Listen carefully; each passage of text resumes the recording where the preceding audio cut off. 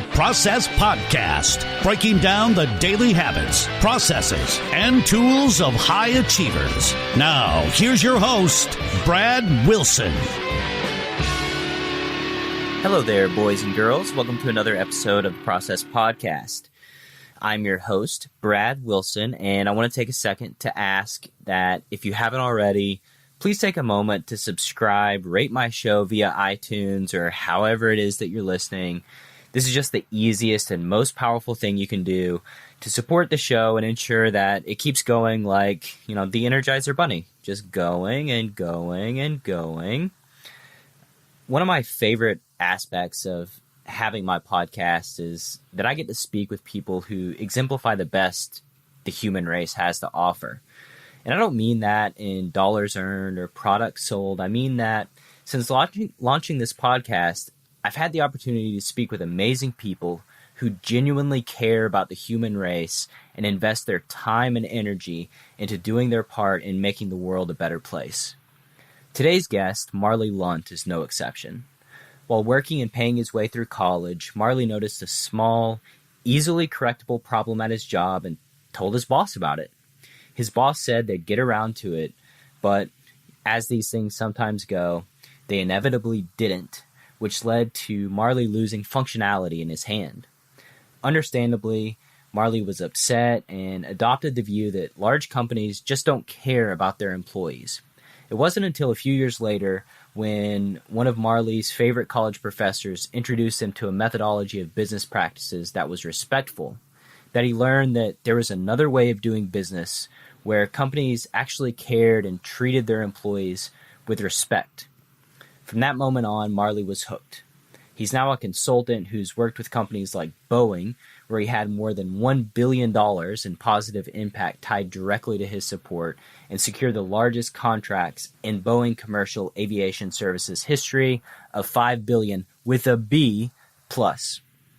In this interview, I asked Marley about the first actionable steps my audience can take if they feel unfulfilled with their job, how he's managed to be so successful and make such a dramatic impact as a leader despite being extremely shy, why he told me whiteboards can make companies way more productive than smartphones ever will, and so much more.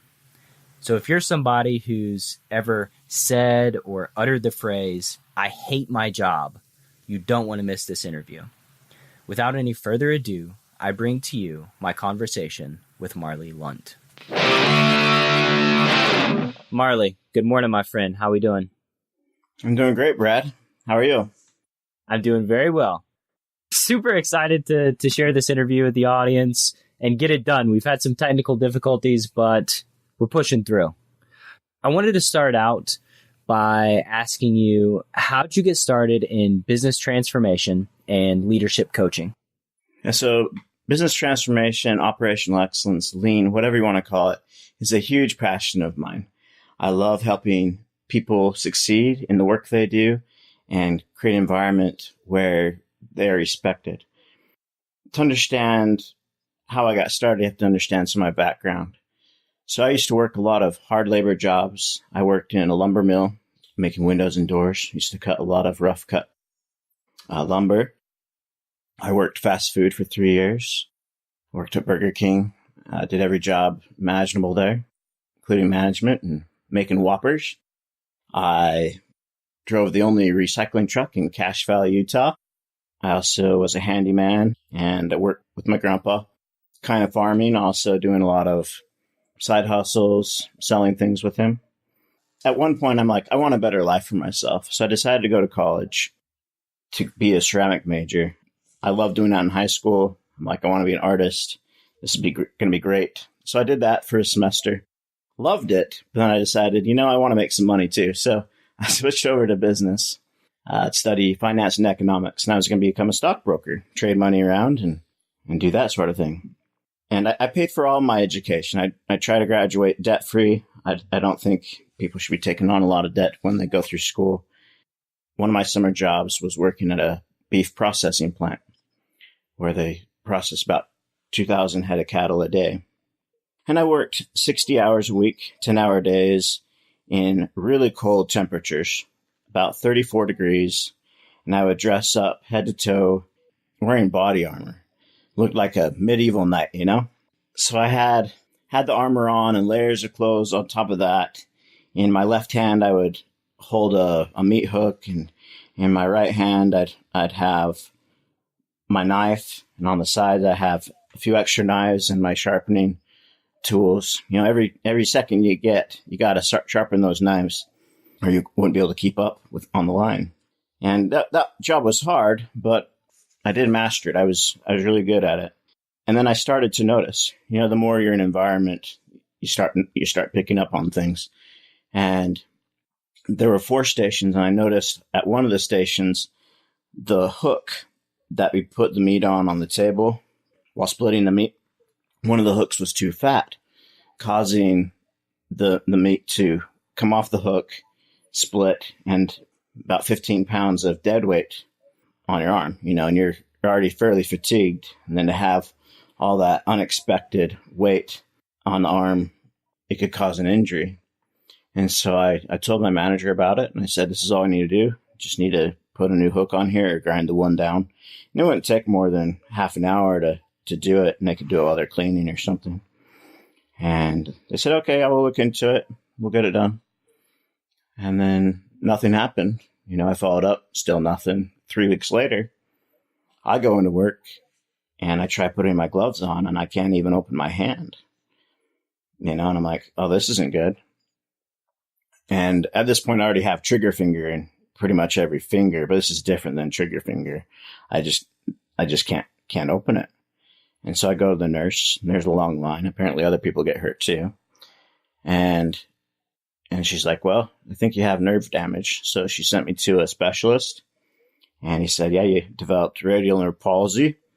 And he made a brace for me, because I had at that point 10 pounds of pressure. I could actually close my hand, squeeze barely, but I couldn't lift my fingers. So he made a contraption that would lift my fingers up.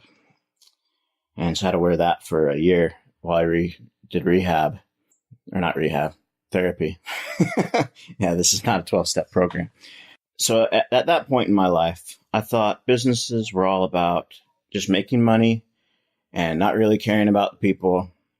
You know, I just had a lot of experiences that proved that point to me. And so I'm like, okay, I'll just keep studying, learn how to trade stocks so I don't have to do this job again.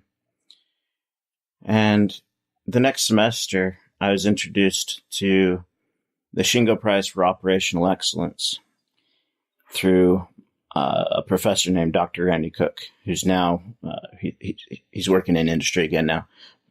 Awesome guy. You know, if you ever get to meet Randy, he's wonderful to work with. And he asks for volunteers in the Entrepreneur Club to look into the demand for lean education online.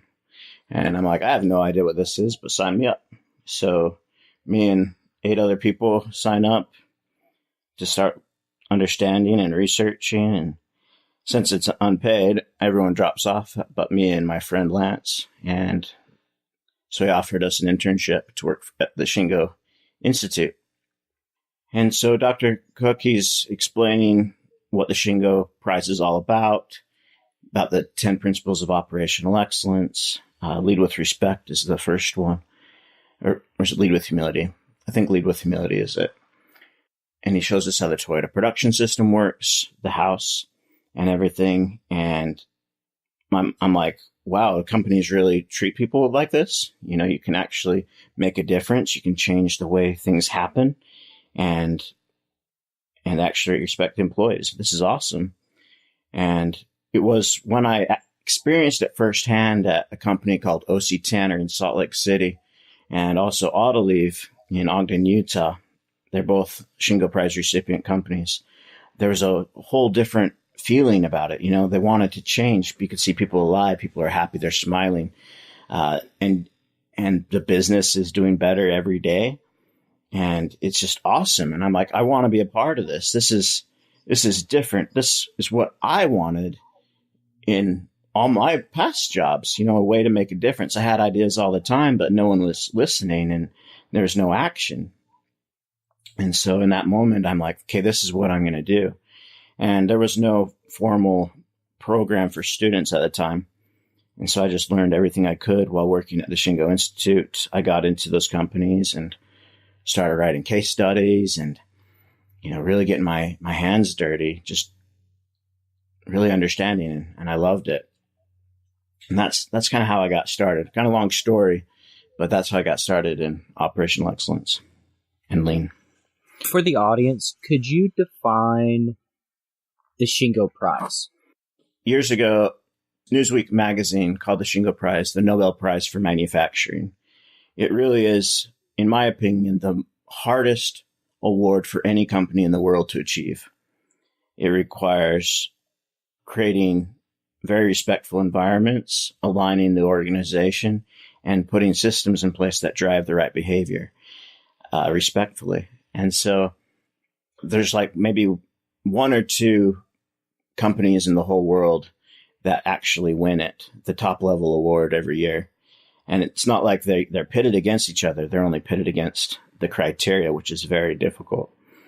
And so that's kind of what the Shingo Prize is about. It was named after a Japanese consultant, Dr. Shigeo Shingo. He was awarded an honorary doctorate at Utah State University for his work in improvement methodologies. I love that it's rated against the criteria and not business against business. Could you tell my audience more about TWI, where it came from, and where it fits in today? TWI is one of those secret things, or I guess less known, was actually very popular back in the 1940s during World War II in the United States. So TWI is a branch off of scientific management. Back in the late 1800s, early 1900s, scientific management was very popular. Taylor came up with time studies. The Gilbreths improved on that in looking at motion study, how to come up with the one best motion. And World War II starts, and the United States sends all their men to go in the war. And we have a huge challenge to build up capability to produce tanks, airplanes, weapons, and other things to support the war effort, not only for our U.S. troops, but also for our allies.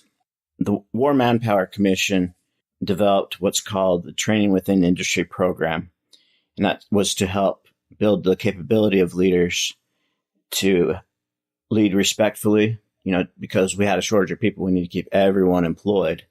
Also, how to define methods and teach faster and improve methods. That was made available to all the contractors in the United States that wanted help to improve their plants. And it had a huge success in the United States. Pretty much any metric you can think of improved by at least 25%. And that's without firing anybody. Yeah. Because they really couldn't. Yeah, they couldn't. It was actually all about how do we keep people, not about firing them. They have a very defined method of dealing with people respectfully, seeking to understand the situation, listening, understanding. That was way ahead of its time. I think it's still top notch. I haven't seen a better methodology for it since. After World War II, the system for support ended in the United States. Then there's a challenge to rebuild infrastructure in Japan, its manufacturing base. So the United States actually took the TWI program, all the courses, and went to Japan and taught a group there to help teach all of the Japanese companies that were interested. And at that point, that's how Toyota got a hold of the TWI program. One of the key architects of the Toyota production system was Mr. Taiichi Ono, and he actually learned all of the courses in TWI and taught them to his management team. In the 1980s, we start seeing all this huge success from Japan. Their products are getting better, and we're kind of like wondering, what is it? We're trying to understand why. And so people start doing these study missions, and later it comes out. I think it was John Shook from the Lean Enterprise Institute. He was working at Toyota at the time, and he was asked to translate some training documents back to English, and he's struggling with it. And old guy working at Toyota, senior manager, someone that that knew the history well. He's like, let me help you out. And so he actually gave him the original TWI documents that they translated into Japanese. So they realized that a lot of what the Japanese were doing came from the United States to begin with. Was the United States also using TWI during this time? And if they weren't, why weren't they? There were some companies that continued to do it internally. I think there were some examples within Johnson & Johnson. It wasn't completely lost, but it wasn't being promoted as a government program anymore. It was like if a company liked it and they embraced it and they developed a system around it, then it continued, but it wasn't necessarily promoted. If that makes sense. For anybody listening out there that's like, this resonates with me. I would love to be treated more respectfully at my job. How could they go about showing their bosses, showing their company about TWI? How do they access the information? Very good. So TWI is in the public domain since the government created it. So it's free. It's free. Yeah, you can get the original documents. There are actually 50 manuals that were archived in the library system. And I found one of those books. It's actually pretty big. And I had the whole thing scanned. And that is available as a searchable PDF on my website for anyone that wants to see it. And I also broke out the individual courses, which are job instructions, job relations, and job methods. Awesome. I'll for sure link to that in the show notes for anybody that wants it. So you're learning all this information. You're doing these case studies, but you're also a very introverted guy. And these sort of things need to be applied. You need to teach people and be a leader. How did you go about breaking out of being an introvert? Yeah, I'm quite introverted by nature. Some people actually thought I couldn't talk. The last time someone asked my mom if I could speak was when I was 19 years old. But she's like, yeah, getting to shut up is sometimes hard at home. So I could talk, but I observe. I watch a lot of things. And so it was a big struggle for me at first to come out of my shell.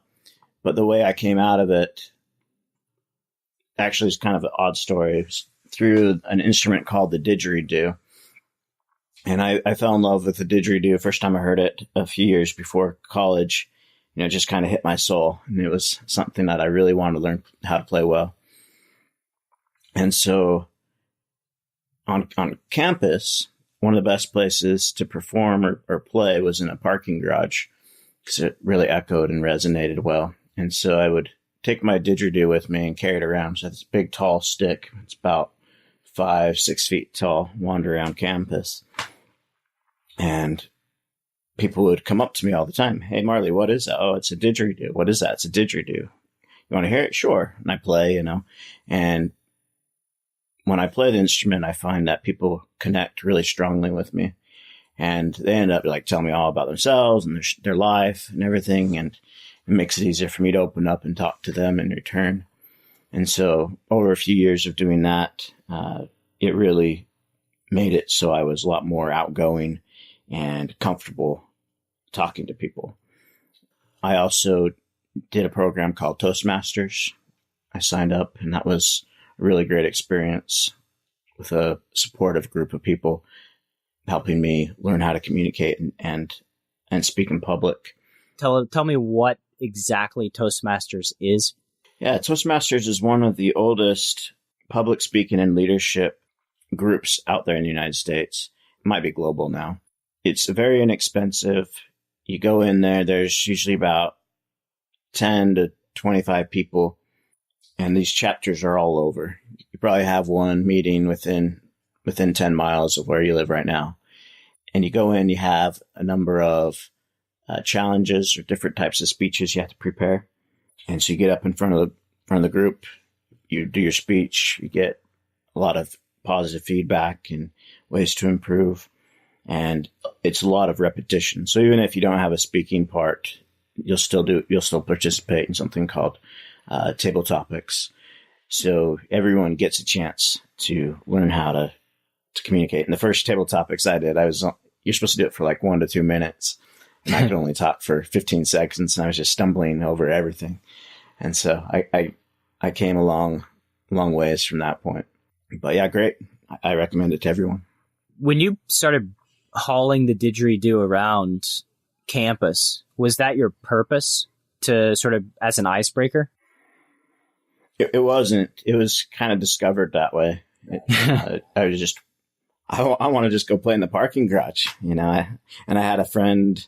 His name is Gil, real cool guy, and he played the drums and stuff. And so I go across campus and we play together, and it was just interesting what happens. I wasn't trying to get attention with it; it just happened that way, and I decided I liked it. And at first it was kind of a shock, but now I go out intentionally to parks and festivals just to carry it around, and I become a lot more part of what's happening, not just another spectator, but someone that interacts, and I give a lot more where I go.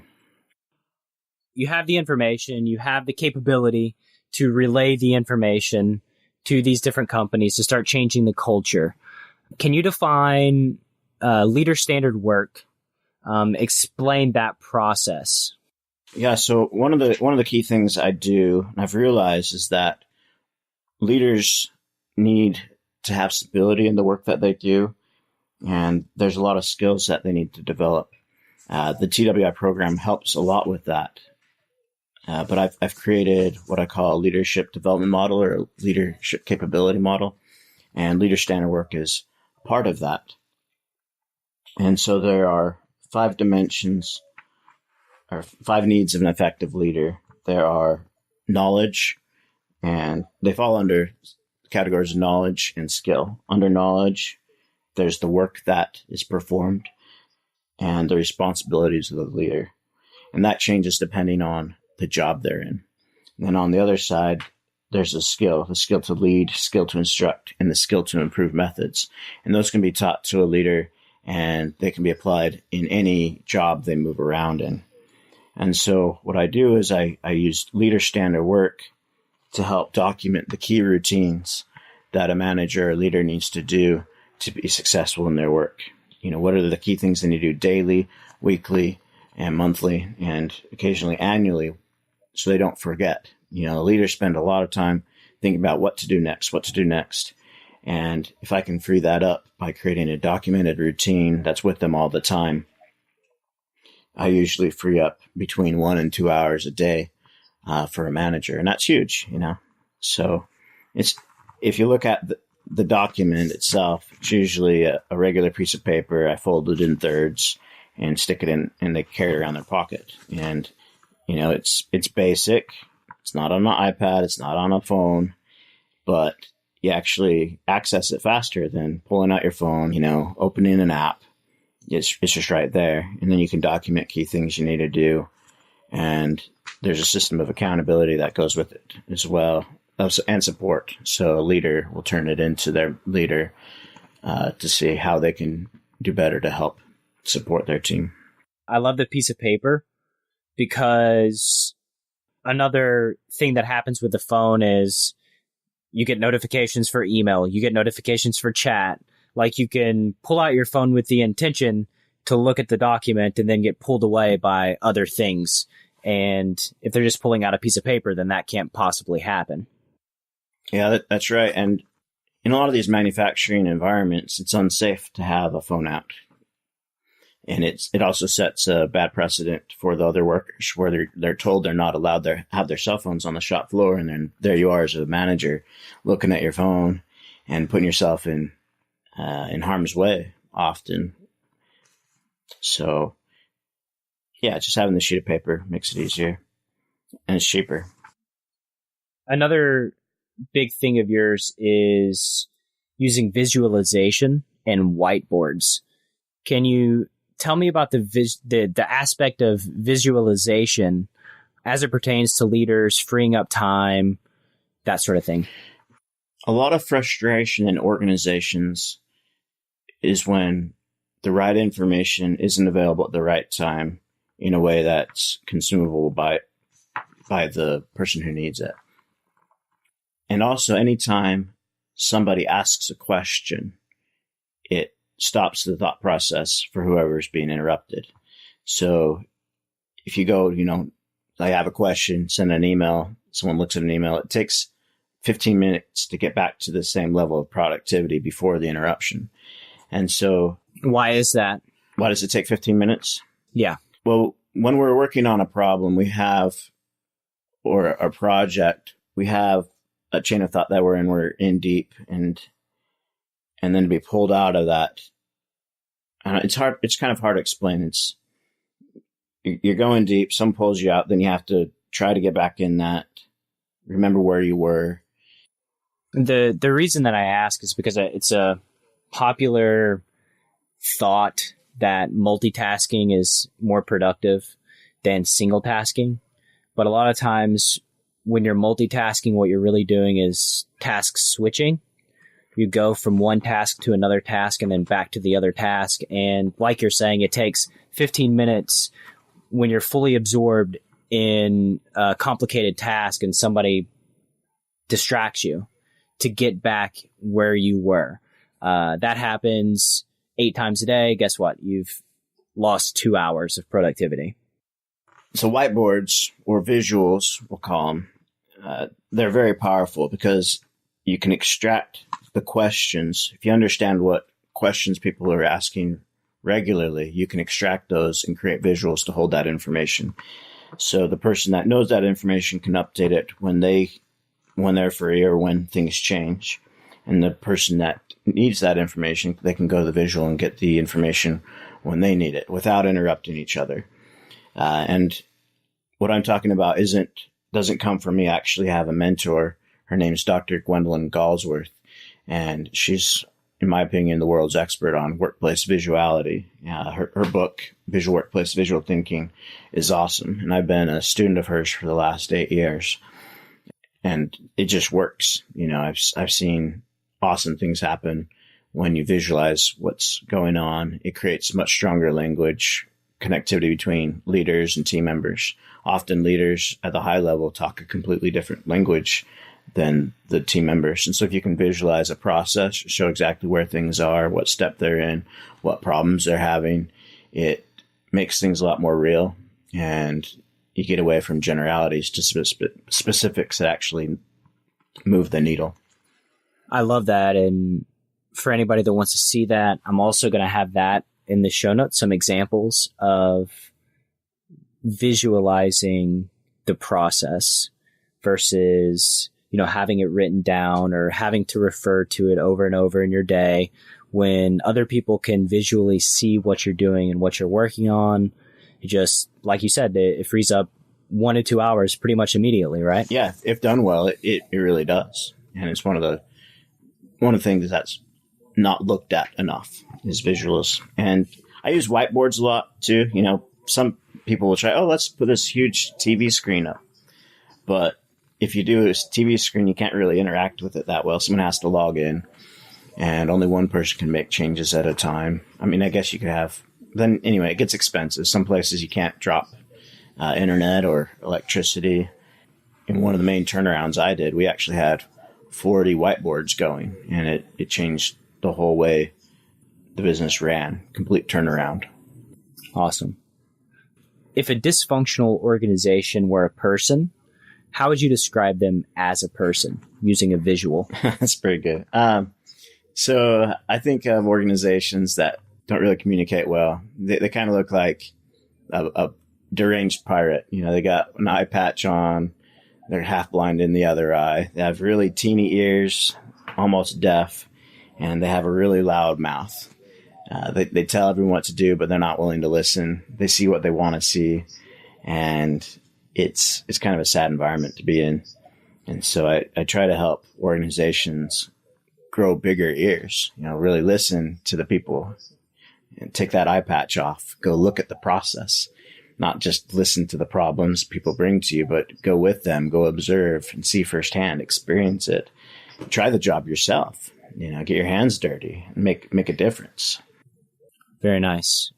So if somebody out there feels like you felt at the meat processing plant, they're not being listened to, they're not being valued, how would you suggest the first steps to overcoming that problem? I think the first thing you need to do is understand if it's a problem with the system or the way that your perception of the problem. You know, if you go in with a victim mentality, you're going to be a victim. So try to do everything you can to be an awesome contributor. When you're inspired to do something else for someone on your team, go and do it. Honor that feeling. It goes a long way. You know, try to be humble and understand how your perspective plays into that. One of the best books that I read that changed the way I look at the situation is called Leadership and Self-Deception, written by the Arbinger Institute. So I recommend everyone read that. And so if you find that you're in check, then maybe there's ways to suggest to change the system. You know, work with management. Say, hey, I have an idea, or notice things that they want to do, and maybe there's a way to piggyback what you want to do on top of that. But if you're a manager, I'll be a bit more harsher on that side. If you're a manager, your role is to create systems that create success. And if you're not doing that, you know, I don't really consider you a leader. You're a manager, and that's something you really need to work on. What can a manager work on specifically as far as system creation? What's a resource that they can use to get started and start doing a much better job being a leader? So one of the books that I recommend, there's a couple of them. One's called Own the Gap by Brian Crowell and Mike Martin. And another one is called Creating a Lean Culture by David Mann. They're awesome books, and it helps you understand how to create systems that change your behavior as a leader. You know, what's your leader standard work? What's your roles, your responsibilities? How do you put a routine in place? How do you create an idea system that people engage with? And what's your routine to go look at the ideas and help move them along? Carve out time for improvement. These are all important things to do. And if you're not intentional about it, it's not going to happen. In our talks, one of the most awesome things that you said to me was, if you're not getting the results that you want to be getting, analyze the process, judge the results versus the process, not the people. So instead of browbeating people for not getting the results that you want, maybe something's broken in the process that is supposed to be getting them results. So, you know, if you're a manager and things aren't going the way that you want them to, and you just keep having to beat people down to try to get what you want, look at the process. Like, if it's a process problem, nothing's ever going to get solved. Nothing's going to get fixed. Exactly. I mean, you put a good person in a bad process, the bad process is going to win every time. It really is the processes that create the success in the organization, and the leadership skill to help bring people along to develop awesome processes and to follow those processes when they are developed. It's something that it's work and it needs to be done, but it can take you a lot farther than, you know, just shooting from the hip.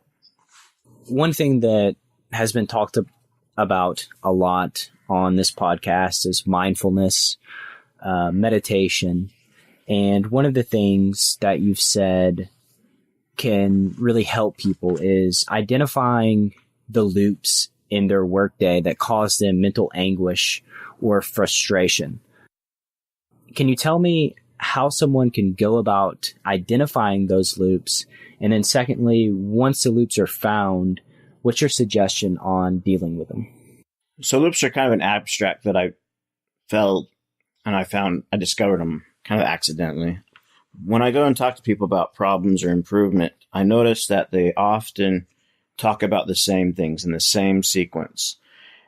And I found that it was a reflection of what they're trying to hold in their mind. And so what I did is I started writing down the things they would always say and what are those key things that they're trying to hold in their mind. And I helped them create a visual to extract that information so they don't have to think about it anymore. And by doing that, it elevates their thinking because they don't have to think about that low level information anymore. It's captured. They can go back to it any time. So find the things that you're thinking about over and over repetitively, make a visual to represent that information. And that would be the process. Yeah, exactly. And it's kind of hard to give an exact example. I'll put some in the show notes. We can make a visual, I think. Yeah, that'll work. So what's the biggest failure point that you've observed when people are trying to improve their work experience? What are some specific steps they could take to work through that failure? The biggest failure, I think, is thinking it's someone else's job to make you happy at work. It's your job. You know, you need to find ways to be satisfied in the work that you do. And if you're not happy with the work that you do, try to change the environment, try to change your attitude, adjust your expectations, see what's really happening. If you're still not happy, then maybe you need to move and find something else that's better fitted for your skills or your desires. Very nice. Change your mindset, your perspective. It's not something that's stuck in stone. You can change your perspective. And if you work on yourself first and still can't solve the issue and nobody's listening to you, then like Marley said, it might be time to find different employment. Yeah. And it's not like you have to be drastic about it. In fact, I recommend, not burning bridges and just looking at how can you find other opportunities. I did that all through my career. Is I get into something, I find something I like to do. I try to find ways to do more of that, attach onto other people's visions to help them succeed and collaborate. It's not just about me winning. It's about everyone winning. Awesome. What's something that you see employees wasting a lot of time on that doesn't give them any results? Meetings. Sometimes we have meetings, actually have meetings a lot. A lot of companies have meetings. Happens more and more at the leadership level. But if we're going to change things, especially process problems, instead of meeting in a conference room about the problems and what to do about it, let's actually go to the area where the work is done. Observe what's actually happening, document the current state, and then experiment from there. Say, okay, this is where we are. We need to improve by 30, 40%. How can we do that? And then have everyone put their ideas up, simulate it out. Is it better? Is it worse? How's our quality? Is it improving? And rapidly make the improvements. Nothing really changes in a conference room. At the end of the day, it has to happen in the work area. So why not meet where the work is done and make the changes in real time when possible? That's awesome information there. Because like you said, it's got to happen on the floor anyway. So you may as well go down there, document it. One thing that I'm getting from you too is a lot of documentation, right? A lot of collecting of information. Not all the information, but yes, a lot of information. You need to know what your customer demand is, and you calculate your takt time based off of that. So you can understand exactly how long a process should take. And if it's going beyond that, then we need to find ways to improve it. If processes are shorter than that, maybe there's a way to balance workload. Have someone work on a couple things instead of just the one thing to help everyone out. If a process is taking too long, the first thing we need to look at is how do we make it less burdensome for the operator? Not how can the operator go faster? It's how can we make it easier? That's it's logical. It's odd to me that is the first response by leadership anyway.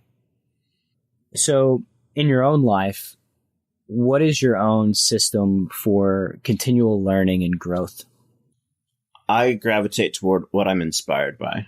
And so when I become inspired, I usually go deep in it. And I find I learn a lot that way. Number of things I've gone deep in is, of course, the career that I'm in. I've read over 60 books on the topic. I managed the publication award for the industry for a while.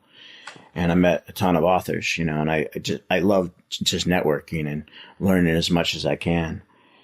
And the didgeridoo, I've gone real deep. I just picked up playing the ukulele, and I'm going pretty deep in that now. So I like to get inspired, go deep, and see where it takes me. And I find the creative outlet kind of gets my mind going, helps free it up, takes the stress away from the work that I do, to think about where I can go next with my work and how to grow the next thing to learn. And then I kind of write it down, and then I take action in that direction. I also have my own leader standard work where I document key things that I need to do, practice what I preach, right? Hard to resonate with people if you're not practicing what you preach. Yeah. Let's imagine that you're 20-year-old Marley again, just starting out in the world of business and consulting, but you have all the knowledge that you've collected through the years. What are you going to spend the majority of your time and attention on? Learning how to sell. You can have all the knowledge in your world, but if you can't convince someone to work with you, then you're not going to get anywhere. You won't be able to apply all that knowledge. And so learning how to sell yourself to get the opportunities to practice what you learn is crucial. Now that I have my own consulting business, I'm learning it, getting a few knocks on the head while trying. But I'm finding ways to resonate more and more and sell what I do. It's tough, trying to get that first job outside of traditional employment as a consultant, and really need to learn how to stay positive and sell your wares in a way that people bring you in the right way, not, go work with this person, but that you get attention at the right level of leadership. I could imagine that selling and self-promotion for somebody who's naturally introverted is not something that is built in you to do. No, it's not. But, one of the funny things is the didgeridoo has got me where I am today in the work that I do. That's last year I was actually asked to present in Boston at a Lean conference. Bruce Hamilton, who leads the GBMP, Greater Boston Manufacturing Partnership, he runs a conference. It's the Northeast Lean Conference. And he came up to me a while before that, and he says, "Marley, I want something different in my conference. I want you to play your didgeridoo and talk about some nuances and experiences you had. I want something different, a little more lively." And so I was able to get out there and be in an element I was comfortable with, but deliver content in a way that was very refreshing to people. And I got a client off of that. They came up afterwards and asked if I've coached them, and I'm still working with them today. I still carry the didgeridoo around, and it's it's still fun. Yeah. From what it sounds like, the didgeridoo solved a lot of problems in your life. It's been an extremely valuable thing. Yeah, I think any time you take a skill that you've mastered and share it with people, it can take you a lot more direction than just trying to do a job. They see your passion. My passion comes through a lot stronger through the didgeridoo than, just as a consultant. People respond to passion. It resonates with people. Could you tell me about, say, a typical, and I'm really excited for this too, by the way, since I know I've gotten to know you fairly well. Tell me about your morning routine, and the more specific, the better, because I feel like you of all people have a pretty optimized routine. First off, I try to get enough rest. And right now I don't have to be up at a specific time, but I try to get up before, say, 8 o'clock in the morning. And when I do, I try to put on something that's inspiring. One of my favorite radio or podcasts that I listen to is the Dave Ramsey Show. I love listening to him, how he responds to people and encourages them to get out of debt. And so I've listened to him for a long time, but there's just something about that show that kind of gets me energized to want to go help other people. Listening to him help people makes me want to go help people even more, So I usually have that going when I'm getting ready in the morning, and then eat breakfast. I like to cook my own food. I don't like buying stuff from restaurants as much. I mean, I'll go out and eat, but there's something satisfying about making breakfast, and that ranges. see, like yesterday I made crepes. That was awesome. Crepes with, anyway. And then while I'm eating, I'm kind of thinking about what are the key things I need to accomplish today. And then I break out my notebook to write down, because I have kind of things I want to do for the week already written down. And then as I feel inspired, I'm like, here's some other things I need to do. And then I double check, is this still something I should be doing, and make the adjustment. And then I make sure I'm checked in with my clients. If there's a need that they have, make sure that I go through my email, respond to them. I talk to them if needed. If I can tell they're a little stressed, I'll not just reply with an email. I want to be personable with them. I'll talk to them on the phone, see how I can help them. Sometimes it's just the small things they need. It goes a long way. And then from there, I just start going after it, go after my actions. And then if I get tired in the day, like I'm not making any progress, then sometimes I'll just take a quick nap, 15 minutes, half an hour, gets me going again, strong into the evening. And then I wind down, and I usually exercise at night. So I try to go in the gym around 8:30, 9 o'clock, do my routine. Then I feel like I'm meant to. It makes it a nicer sleep. And sometimes I'll read, carve out some time to read. I tend to binge read. So it's not like I'll read every day, but when I do, sometimes I'll read one book and spend a lot of time doing it for a couple, 3 days. Any recent books that you've binge read that you'd like to share? So I reread The Leadership and Self-Deception. Last was 2 weeks ago. I did that one. Starfish and the Spiders, a good one. I binge read that. I travel a lot. I drive back to Utah. I'll be going back again this weekend. And that's like a 12-hour drive. So I'll put in audio tape and listen for the whole, listen to the whole book in one sitting. And I've done that with, what is that one? How to Win Friends and Influence People. I've done that a few times with that. It's a good book. In the field of leadership, what's something that's commonly accepted as the truth that you disagree with? One is millennial stereotypes. I think that millennials get a real bad rap for wanting everything without doing much. I think that's just called laziness, and that happens in every single generation.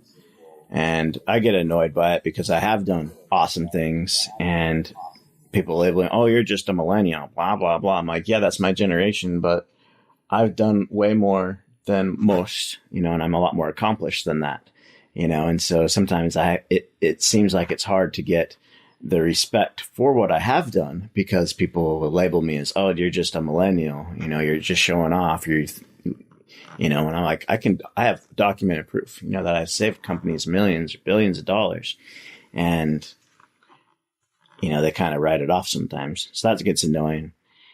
I think another fallacy is that if you hire the right leaders, your company will do really well. And to an extent, I think that's accurate, but it's also a major failure point if you don't understand that the underlying system of a company needs to be changed to drive the right results and to get the right behaviors. And so you can keep, if you just keep swapping CEOs or moving managers around without creating a system that stabilizes the work environment for people and continues to move people in a common direction, then you're going to fail, and you see it in a lot of companies that they've had great leaders and they just die. And again, it's the system or the process that is the cause of, their lack of success.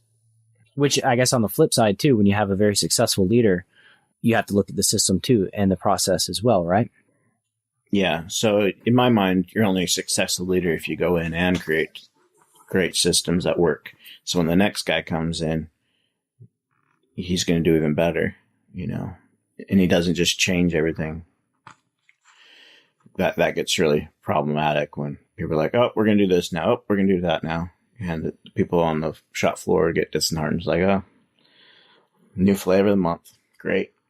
Yeah, I think you see it in football a lot when you have a new head coach, new offensive coordinator, defensive coordinator, complete system change year after year after year. It's really hard on the players to have the success that they otherwise would if they just, had some semblance of stability.